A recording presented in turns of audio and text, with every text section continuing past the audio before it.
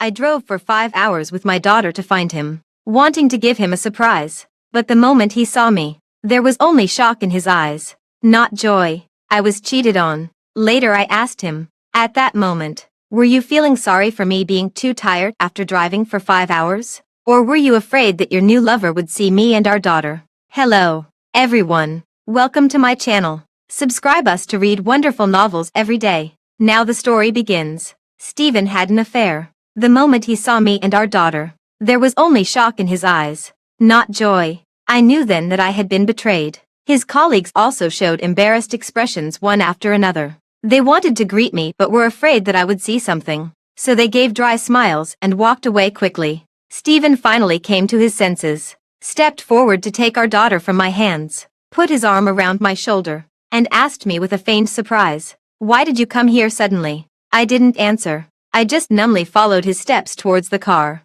Our daughter was very excited to see her father. She hugged his neck, pressed her face against his, and shared the recent interesting things that happened in the kindergarten. Looking at those two faces that were almost identical, my heart twitched with pain. To prevent our daughter from noticing anything was amiss, I could only turn my head away and pretend to look at the scenery outside the window. The father and daughter chatted cheerfully, but I didn't say a word throughout the journey. Stephen asked me where we should go for dinner, but I didn't reply. With great difficulty, I endured until we reached the place where Stephen lived. I arranged for our daughter to watch TV for a while, and then I went into the room with Stephen. "Give me your phone." "What's wrong?" Stephen smiled and stepped forward, reaching out to hug me, but I pushed him away. I stared into his eyes until he gave in and handed me his phone. The password hadn't been changed. It was still our wedding anniversary. How ironic. After unlocking it, I, relying on my sixth sense,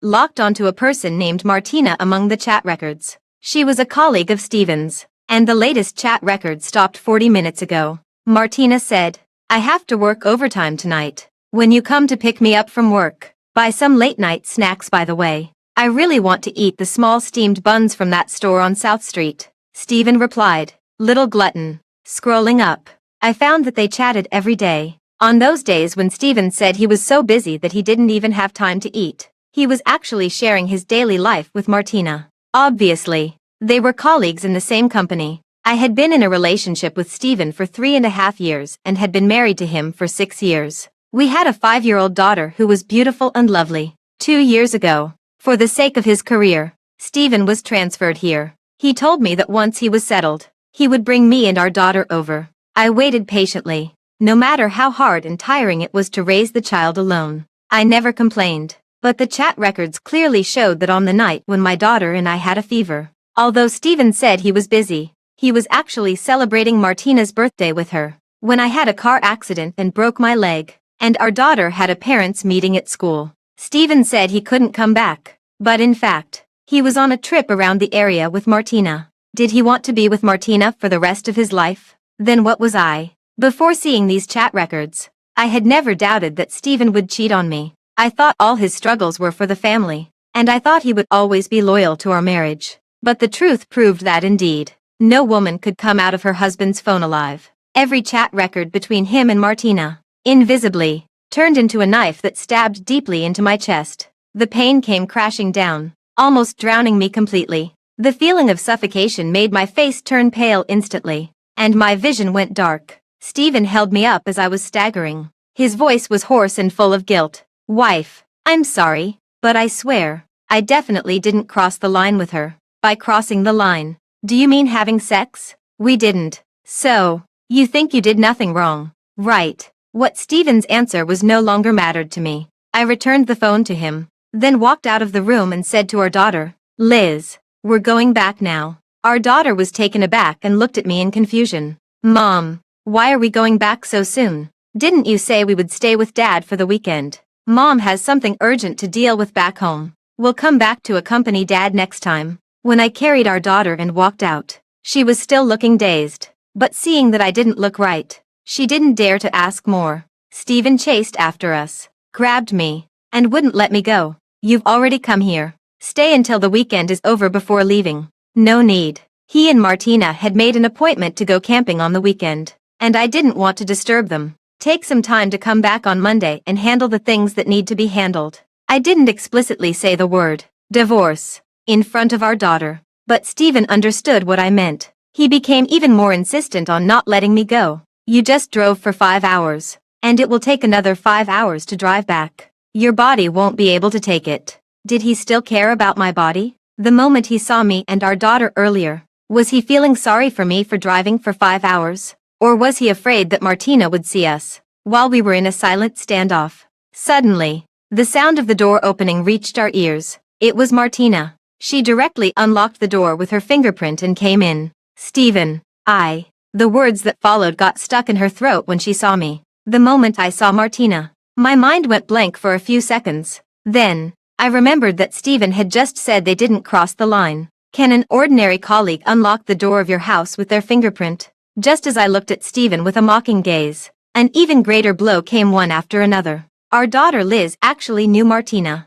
She took the initiative to greet her. Sister Martina. Martina's face looked a bit embarrassed, but her eyes were full of provocation. In the chat records between her and Stephen, she said she would work overtime tonight, but now she was here. Obviously, she came here on purpose to confront me. She also said to Stephen, I called you, but you didn't answer. I was afraid something had happened to you. So, Stephen didn't explain anything to her. He just said, you go back first. Martina hesitated and then said something astonishing. I've already come here. Can't I have dinner with you guys? Sister-in-law and Liz shouldn't mind. Right. Stephen's face darkened, and his eyes were filled with irritability. I really didn't have the mood to watch them act in front of me. I removed Stephen's hand and walked straight out of the door. In the elevator, Liz hugged my neck and asked cautiously, Mom, don't you like Sister Martina? I held back the sadness and pain in my heart and asked in the most ordinary tone. Why do you ask?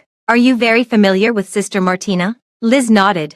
Before, when Dad had work to do, he let me stay with Sister Martina. Sister Martina even made sandwiches for me. When was that? Just last holiday. Then why didn't you tell Mom? Liz thought for a while before answering. Sorry, Mom. I forgot. I thought it wasn't that she forgot, but that Stephen had told her not to mention Martina in front of me. Before today, I had never deliberately asked Liz if there was any other woman around Stephen who had an intimate relationship with him. I never thought Stephen would cheat, and I didn't want to taint my daughter's mind. It was something that I could have known by just asking, but I had worn the green hat for so long. I felt like a joke. When I started the car, I found that my hands were shaking. My vision was also blurred by tears. Liz probably couldn't bear to part with her father. Sitting in the safety seat at the back, she asked in a small voice, Mom, do we really have to go back now?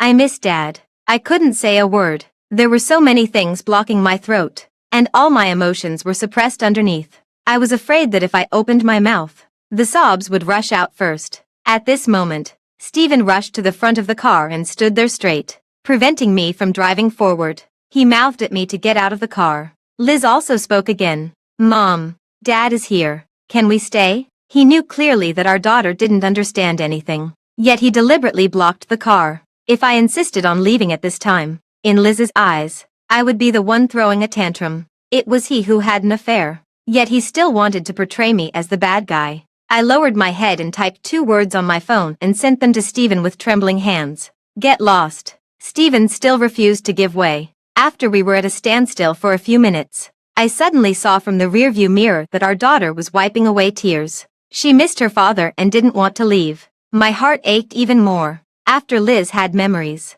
she didn't have much time to spend with Stephen. The reason why she loved her father so much was not only because of their blood relationship but also largely because I told her every day how good her father was, which left a deep impression on her. But was her father really that good? When her mother broke her leg and could only go out with a crutch, he was on a trip around the area with another woman. I couldn't hold it in any longer. I lay on the steering wheel and cried uncontrollably. Seeing this, Stephen immediately came over and opened the car door. You can't drive now. Come back with me first. I didn't want to. I absolutely refused to step into his place of residence again. There might be traces of Martina everywhere in there. They might have snuggled up on the sofa chatting, laughed while cooking together in the kitchen, and kissed intimately in the bedroom. All kinds of dirty pictures flashed through my mind, forming an airtight net that trapped me, making me almost suffocate. In the end, Stephen and I each made a concession. I didn't go home, and he didn't force me to go to his place.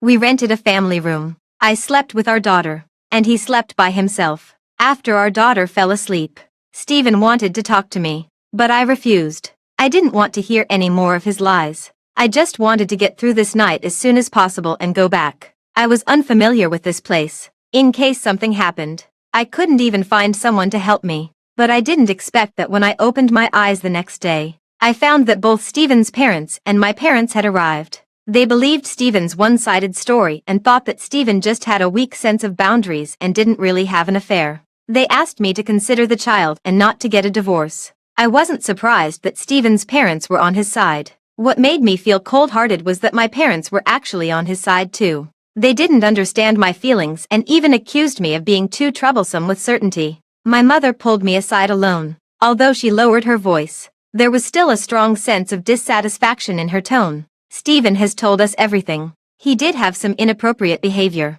but it's not worth getting a divorce over. He has promised us that he will never have any contact with that woman again. It's not about having contact or not. His heart is no longer with me. Seeing that I wouldn't compromise, my mother gave me a disdainful look. A man's heart needs to be captured by you yourself. If you can't capture it, then you can only turn a blind eye. I couldn't believe that such words came out of my mother's mouth, who was also a woman. She knew that Liz was my weakness and didn't hold back at all when she poked at it. If you get a divorce, can you win the custody of Liz? As the saying goes, where there is a stepmother, there will be a stepfather. Can you rest assured if Liz stays with Stephen? Even if you manage to get the custody, how will you raise the child and work at the same time in the future? You'll still need our help, won't you? Your father and I are already so old. Don't give us a hard time. These words almost pushed me to a dead end. Stephen and his parents also implicitly and explicitly expressed that they would never give up the custody of Liz. But should I be trapped in this rotten marriage? I wasn't willing to. Before getting married, I also had a great career. Stephen and I graduated from the same school. We had the same educational background and comparable abilities. If it wasn't for the family and the child, I should be as successful as Stephen in the workplace now. Now, the sacrifices and efforts I made for the family had become their leverage against me. Because I didn't have an income, I didn't have a chance of winning the custody. After having an affair, Stephen just said lightly, "I won't do it again in the future." As if nothing had happened. My parents thought I was making a big deal out of nothing, and my daughter knew nothing about it. Only I was in pain day and night. In just half a month, I lost 20 pounds, just when everyone thought I had given in. With the help of my childhood friend, I secretly found a lawyer and a private detective. Over a period of half a year, I gathered a series of evidence. Stephen only refrained from having intimate interactions with Martina in the first month. After that, relying on the fact that I was a full-time housewife with no income, he met with Martina privately under various pretexts without fear. At first, he thought I didn't know. Later, he thought I didn't dare to say anything. After all, both sets of parents were on his side, and I was a housewife with no income. How dare I challenge him? At this time, I was especially grateful to my childhood friend Julia. After learning that Stephen had an affair, she didn't persuade me to turn a blind eye like others did. She also didn't urge me to get a divorce immediately. Instead, she analyzed step by step with me what was most beneficial for me to do. A rotten marriage should be ended in a timely manner. Even if the sunk cost was huge, I had to let go with pain. After all, there was still a lot of time left in my life. I couldn't live in pain day after day and watch myself wither away bit by bit. After the lawyer told me that there was enough evidence and I could confront Stephen, I asked my daughter, "Liz, if Dad and Mom separate, who do you want to stay with?" Liz looked at me quietly for a while and then answered clearly, "Mom, I want to stay with you." "Why is that?" "Because both Grandma and Grandpa on Dad's side and Grandma and Grandpa on Mom's side are very close to Dad. You are all alone. Mom, if I stay with you, you won't be lonely." This answer was something I had never expected. The impact it brought to me was naturally beyond what I could bear. Tears streamed down my face like a broken dam, and I couldn't control them at all. Liz raised her little hand to wipe my tears and then tried to hug me with her short arms. "Mom, if you're not happy in the future, you have to tell me. I can tell you stories." I got up to go to the bathroom that day and saw you crying. "Dad never comes back to see us. He's a big bad guy." I thought my daughter didn't understand anything, but it turned out that when I was deeply in pain, She had seen it all. She was just too young to know how to comfort me. In the early morning, my daughter was fast asleep. I picked up my phone and dialed Steven's number. It rang many times, but no one answered. Just as I was about to hang up, the phone was answered, and Martina's voice came through. Sister-in-law, there's a company dinner tonight. We're still outside. Let Steven answer the phone. He's drunk. If he's not dead drunk, tell him to answer the phone. Martina was still stammering when Steven took the phone. Wife, don't get the wrong idea. There are a lot of people at the dinner tonight. You don't need to explain to me. I've already sent the divorce agreement to your email. If you have no objections after reading it, come back and get a divorce. Steven was taken aback, and then he became furious. Jennifer, is this really necessary? Bringing up a divorce again. Do you really think I'm afraid to get a divorce? Let's see how you'll live after we're divorced. I won't give you Liz, and you'll never see her again. I don't know if Steven read the divorce agreement I sent him. The next day, after I sent Liz to kindergarten and returned home, I found that he was already back. He had a stubbly beard, and there were red bloodshot eyes. Steven said, Wife, I rushed back as soon as I finished your call. Things yesterday weren't as you thought. Let's go to the Civil Affairs Bureau. I coldly interrupted his lie and turned to the bedroom to get the marriage certificate and household register. When I came out, Steven grabbed my arm, pushed me against the wall. His eyes were so wide with anger that he looked as if he was going to eat me alive. Jennifer, I'm giving you one last chance. Are you sure you want a divorce? Yes. Fine. Steven threw me aside, sat down on the sofa with a sneer, and said in an overbearing tone, If you insist on getting a divorce, I won't give you a single penny of the family's money, and I must have the custody of Liz. As long as you leave the house with nothing, I'll agree to the divorce. I almost laughed out loud. Why? You had an affair, and I have to leave the house penniless. Who said I had an affair? Do you have any evidence? I took a few steps forward, bent slightly, and stared at the man I had loved for 10 years without blinking. 10 years. He didn't know me at all. My heart still ached, but reason prevailed. I said softly to him, Steven, you underestimate me. I know better than you what you've done in the past 6 months. Steven was slightly stunned, and then he flew into a rage. You followed me. Impossible. You have to take care of Liz every day. You couldn't have had the time. You see, he actually knew that I had to take care of our daughter every day. He knew very well whether I was tired or not. Those days when he said he was too busy or didn't have time were just excuses for me and deceive me. After learning that I had evidence of his affair, Steven completely turned against me. Even if you can prove that I had an affair. So what? Can't a person who had an affair raise a child? My financial situation can provide Liz with a better life. You're just a housewife who depends on me and has no income. Half a year ago, I really had no income and relied on him to support me. But since he could stop loving me, why couldn't I become self-sufficient? Once a person is determined to do something, they will overcome all difficulties. I was lucky that after being betrayed in my marriage, when I returned to the workplace, I met someone who helped me a lot. The other party gave me the greatest freedom in terms of time and even allowed me to work from home as long as I did my job well. After 3 months of adjustment, I had a very smooth and pleasant cooperation with the new company. I just felt sorry for my daughter. If it really came to a court case and Liz had to come out and make a choice. That scene, I couldn't even bear to think about it. Steven, don't you really consider Liz's feelings at all? Steven sneered and stepped closer. It's not that I don't consider Liz's feelings. It's you, as a mother, who insists on getting a divorce. You're being ungrateful. He angrily put all the blame on me and then slammed the door and left. I stood by the window and looked down. Martina was waiting beside the car. No wonder he could rush back so quickly even though he was drunk. It turned out that someone was his driver. It was really ridiculous. Did Martina know that he didn't want to get a divorce? Probably Steven said one thing in front of me and another thing in front of her. Fortunately, I had already decided to leave this situation. Otherwise, such a life would surely drive me crazy sooner or later. Since Steven refused to get a divorce peacefully, I had no choice but to file a lawsuit. I was prepared for a long and protracted battle, but I still underestimated the shamelessness of Steven and his family. Steven's mother invited me to meet and, accidentally, spilled a cup of coffee on my phone. Then, while my phone couldn't be turned on because it had gotten wet, Steven went to the school and picked up Liz and hid her away. He knew very well that in the past 2 years, I had been raising Liz alone. and our relationship was like that of those who depended on each other for survival. I called him, but he didn't answer. He just sent me a WeChat message. Either continue living with me, or get a divorce and never see Liz again. You choose. At that time, I happened to be with Julia, and she also saw this message. She was so angry that she cursed. What a piece of trash. He actually threatened you with Liz.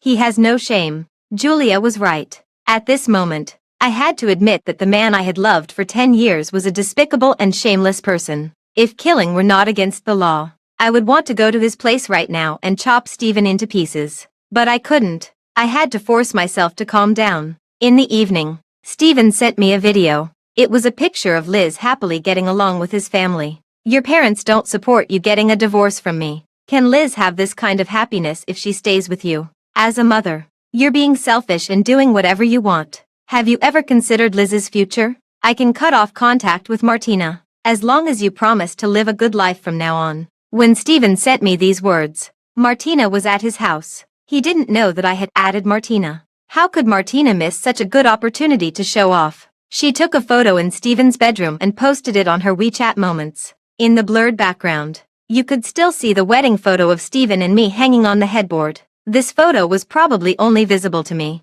It was bad enough that Stephen was shameless. But his parents, were they also without any sense of decency? Stephen and I hadn't officially divorced yet, and they actually let Martina move in. Or did they think that such tricks could force me to compromise? And Liz, she was so young and didn't understand anything. Would she also be won over by their tricks? Did she miss her mother? Or had she already forgotten her mother? I was so sad that my whole body was shaking. There was a sound in my ears. When I listened carefully, it turned out to be the sound of my heart breaking. Life was really boring. My husband betrayed me, and my parents didn't understand me. It was all darkness when I looked ahead. In a daze, countless pictures of falling in love with Stephen flashed through my mind. Those vows of eternal love had all turned into fleeting clouds in the end. When I woke up, I was in the hospital. Julia was still in shock. You scared me to death. You had a fever of 39.8 degrees. If I hadn't noticed, you would have gone crazy from the fever.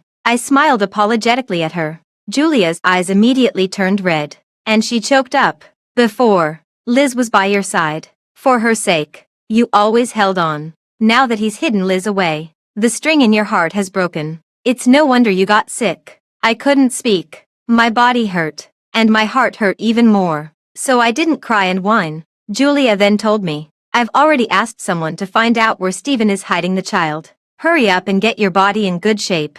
Otherwise, when Liz comes back, she'll have to take care of you. Really? Julia gave me a sideways look. Do you think I'm lying to you? Thank you. Before seeing Liz, I always thought that she would be willing to go back with me. But to my surprise, when we actually met, she shook her head at me. Mom, I'm doing fine with Dad. I don't want to go back with you for now. It was like a bolt of lightning striking me. I was stunned and stood there, unable to move. Julia stepped forward anxiously. Liz, your mom came to pick you up while she's sick. Be a good girl and come with us. Liz shook her head again and then looked at me and said, Mom, you should rest well since you're sick. I can take care of myself too. She was terrifyingly calm and especially distant towards me. I wanted to go up and hug her. At this moment, Stephen's parents noticed us and rushed over to push me away. I fell to the ground, seeing stars. Mom, I heard Liz call me softly, but when I looked up, she had already been carried into the house by Stephen's mother. Stephen's father cursed at me and Julia and even threatened to call the police and arrest us. Julia also lost her temper. Call the police then. Let's see what you have to say when the police come. Do you think it's reasonable to hide the child? They were arguing fiercely, but I didn't even have the strength to get up. I was still sweating profusely. Julia noticed that something was wrong with me. She didn't care about the argument anymore and quickly helped me back to the car and drove to the hospital. The doctor said that I was already physically weak, and recently I had been exhausted both physically and mentally. If I didn't rest well, I would really break down. It would take a lot of time and energy to recover my vitality. Julia also advised me, you should put yourself first. If Liz thinks it's better over there, just let go. Being single is very free. She didn't have a child and didn't understand the feelings of a mother towards her child, and she was doing it for my own good. So I didn't explain anything and just nodded. In the following days, I forced myself not to think about Liz and tried my best to get my body in good shape.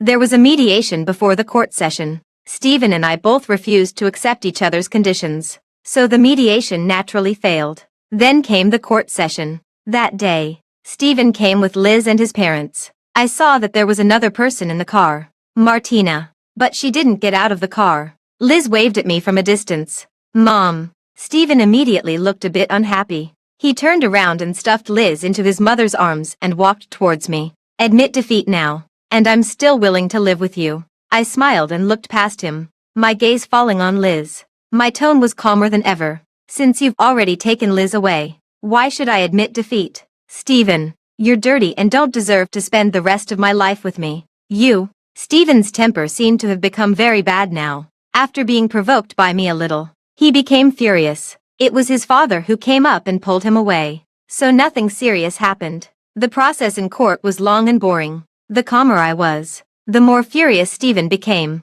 They called a halt in the middle, and Stephen came to talk to me. Jennifer, we've been together for almost 10 years. Do we really have to completely break up? I looked at him indifferently. You had an affair first. Stephen frowned tightly. I admit that I made a mistake first, but for Liz's sake, can we each make a concession? As he spoke, he actually took out the wedding ring from his pocket. This was the one I left behind before I moved out. Stephen held the ring in front of me. Jennifer, I know you still love me. Give me another chance. The diamond on the ring sparkled. In the past, every time I saw the light on it, I thought it represented happiness, but it turned out that the light could also be blinding. I won't take back what I've thrown away, Stephen immediately said. Then I'll buy you a new one. A bigger one. I looked at him coldly. Stephen, what I threw away wasn't the ring. It was you. Since I had evidence of Stephen's affair and I had notarized the joint property of the husband and wife, even if Stephen transferred the property, it would be invalid. I should get every penny that was due to me. The only troublesome thing was the custody of Liz. We couldn't reach an agreement no matter how we discussed it. In the end, the judge had to ask Liz herself for her opinion. After what happened last time, I actually didn't have much hope for the custody. The lawyer also reminded me that the judge would respect the child's wishes. Even if Liz really chose Stephen, I wouldn't blame her. For such a young child, choosing a living environment that she liked and felt comfortable in was an instinct. I would always be her mother and always love her. However, to everyone's surprise, when the judge asked Liz who she wanted to live with, she firmly chose me. Moreover, she also explained why she had stayed with Stephen during this period. Mom was sick and had no one to take care of her. She was all alone. If I went back, Mom would have to cook for me. Mom was too tired. Now that Mom is better, I want to be with Mom. I love Mom. She spoke a long passage in one breath, although she paused a few times in the middle. In the end, she expressed her meaning completely and clearly. It should be that she had practiced it many times before today. She also said to me,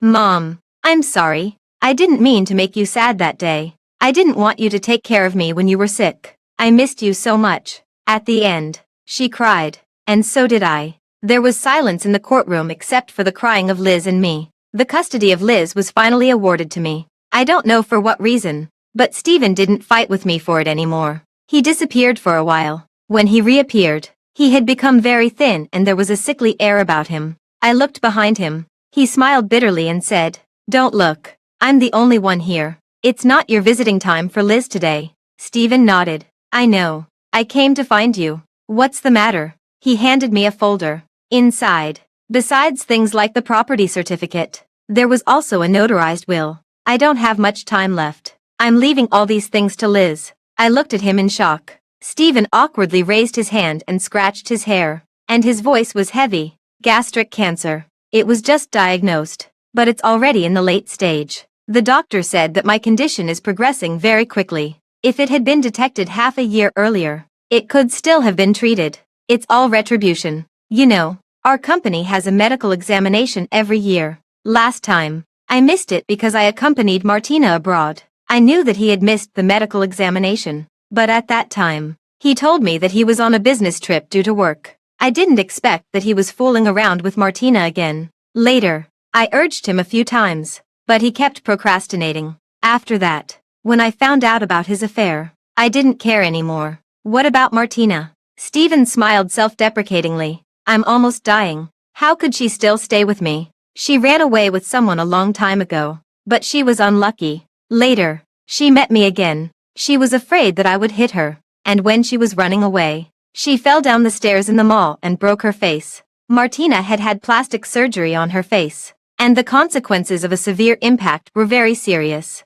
Stephen was still chattering on. But I didn't have the heart to listen anymore. My mind was filled with what he said. I'm dying soon. Although I hated Stephen, he was Liz's father. And I didn't want him to die so soon. This sudden news left me not knowing how to react. Stephen looked at me for a while and then asked tentatively, "Can I spend the remaining time with you and Liz?" "It won't be too long. The doctor said at most half a year." "Just half a year. I want to accompany you and Liz again." "Jennifer, I'm sorry. This apology should be sincere. It's just a pity that the sincerity of a person on the verge of death seems a bit insincere. If Stephen hadn't had a terminal illness and Martina hadn't left him, he probably would never have turned back to apologize to me. When he betrayed me, he didn't think about how deeply his actions would hurt me. 10 years. How could a simple, "I'm sorry," erase all that? Stephen, go ahead. I'm listening. Over the past 10 years, I really loved you with all my heart and soul. Without reservation. I know. But that Jennifer was killed by you with your own hands. Now, I want to live for myself. Do you understand? Stephen nodded and then started crying. At first, he just shed silent tears. And then he cried more and more bitterly. I felt a moment of pity for him. This moment was a tribute to the past 10 years. Then I calmly told him, "For the remaining time, if you want to spend more time with Liz, I can arrange it. But I can't give you anything else." After saying that, I looked at the time. Liz will be out of school soon. I need to pick her up. Stephen couldn't say anything except nod. There was a row of roses planted outside the coffee shop. Some had withered and fallen, while some were blooming in the wind. Flowers don't have a choice, but people do. Don't be a withered rose. Always be enthusiastic and sober. Epilogue 1. On the day Stephen died, his parents, according to his last wish, didn't notify me and Liz. The child was still too young. Watching her father die with her own eyes would leave a psychological shadow. As for me, Stephen thought that I probably didn't want to see him. And he was also afraid that if he notified me but I didn't go, so he didn't ask anyone to inform us. At the last moment, his conscience was fully at play. Later, his mother came to me and said, "Stephen went to the street opposite the kindergarten every day to watch you and Liz. When he couldn't walk anymore, he asked his father to push him there in a wheelchair." I knew. I had noticed it since the first day he appeared opposite the kindergarten. Before, I would always drive to the entrance of the kindergarten, pick up Liz, and leave directly. During this period of time, I parked the car in the parking lot around the corner and walked a short distance with Liz. Liz even asked me, "Mom, are we doing this to exercise our bodies?" I didn't let her know that this was to let her father take a few more looks at her. As both a husband and a father, Stephen was not qualified. But he was dying. As long as he didn't disturb Liz and me, I could allow him to look at Liz a few more times. The more he looked, the more reluctant he would be. Maybe at that time, he understood why I had been bedridden for many days when he took Liz away and hid her. It's a pity that he understood too late. Before his mother left, she asked me if I still hated Stephen. To leave more money for Liz. He gave up treatment a long time ago. In the following days, he got through it by taking painkillers. We're all parents. You should understand how painful it is for us to watch him suffer and gradually approach death. I understood. But it didn't matter. If I were their daughter, would they have felt sorry for me when I was bullied by Stephen like that? I don't have frequent contact with my own parents anymore. And there's no need for me to have much contact with them.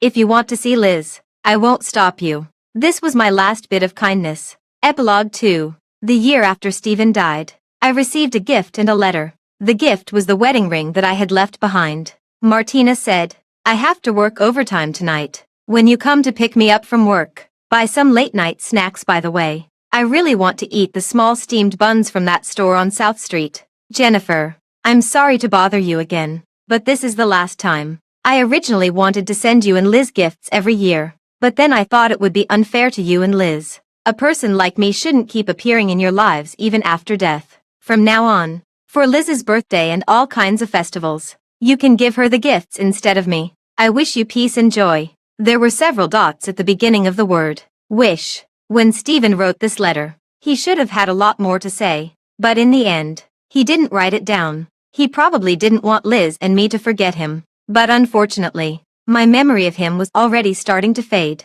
Liz misses him occasionally, but because they had been separated for the previous 2 years, the longing wasn't very strong. After going through the custody battle, Liz also knew that Steven and I had long since fallen out. Since she loves me, she will subconsciously stay away from those who hurt me. I took some time to go to the cemetery and placed the ring that Steven sent me in front of his tombstone. In the black and white photo, he was smiling beautifully, just like when we first met. He was high-spirited in his youth, with a light in his eyes. This was the way I once loved him, but it was only in the past. I bent down and placed a brightly blooming rose there and said goodbye to him. Steven, goodbye. Love and hate end here. The end of the full text.